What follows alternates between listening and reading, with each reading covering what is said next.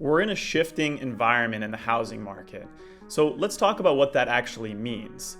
There's a lot of speculation out there, but let's cover some of the facts and the data so that you have the bottom line on where things stand.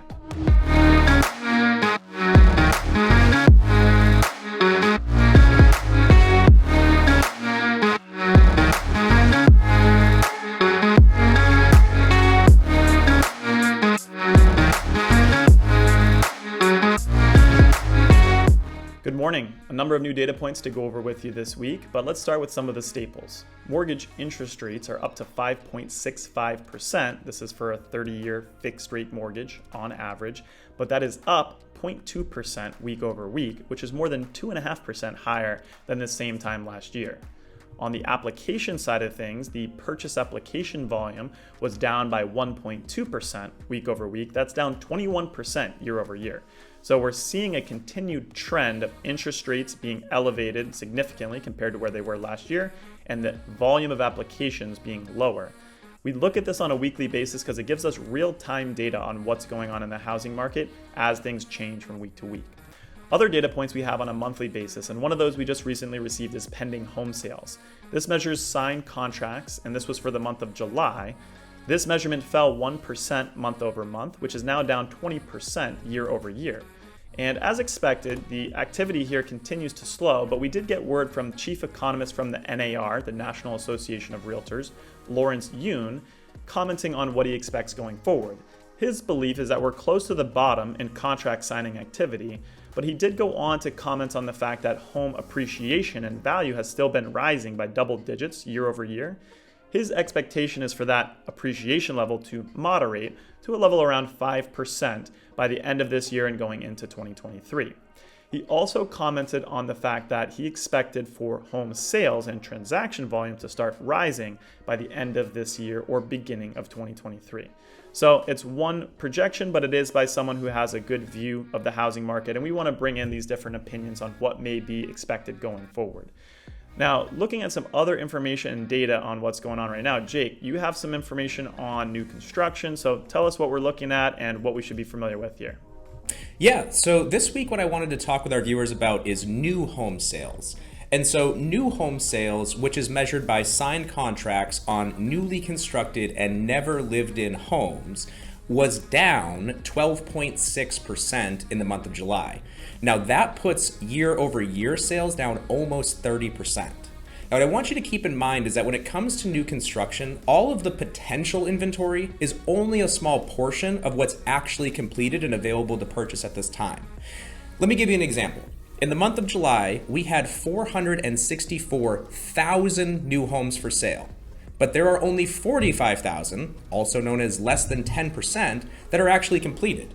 24% haven't even been started, and 66% are still under construction.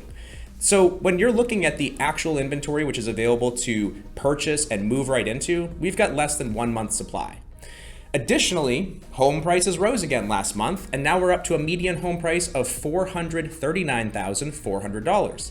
That's up a little bit over 8% year over year. So while we're clearly seeing a recession with everything that Kyle's talking about as far as housing activity, the pricing numbers have continued to remain strong, and as predictions are expecting, may even improve. Yeah, so definitely good data points for us to keep in mind. There's a lot of different areas of the housing market that we can take a look at, and by combining the information we have on all these areas, it gives us a better picture on what's really going on. And that's part of what we want to go into and address as part of this series, going beyond the speculation that you might hear, questions, fears, concerns, and getting into the real data of where things stand.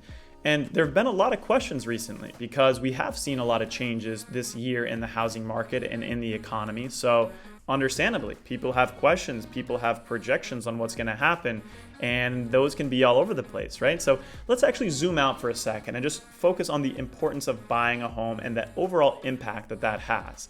Taking a look at net worth and where that comes from in America. So on average, 2/3 of net worth for Americans comes from their home equity. And the reason that's important to take a look at is because this is such a driver of wealth creation for the middle class of America. You see that a huge portion of the net worth people have accumulated comes from the equity they've built in their house. And as we know, that comes from a few different factors. Appreciation over time, which we've seen be consistent over a long number of years, although it varies in its pace. The pay down of principal when someone buys a house and takes a mortgage on that property. There's a number of factors that ultimately benefit the homeowner financially that don't get taken advantage of by someone who is renting. So even with higher interest rates and uncertainty in some areas of the housing market, those are important factors to pay attention to. But overall, the benefit is still there to make a home purchase. And this is something we need to keep in mind as professionals in this space and communicate clearly to the people that we're in touch with. They may be feeling concerned, they're expecting the sky to fall or the market to crash completely. And we want to provide data to address some of those questions and give some facts as to what's going on. But also, we want to look at the bigger picture and where real estate has gone historically and the benefits of owning a house. So something important to keep in mind. I appreciate all of you tuning in and paying attention for this week's episode of The Bottom Line. We love having you here, and we'll look forward to seeing you next week. Thanks.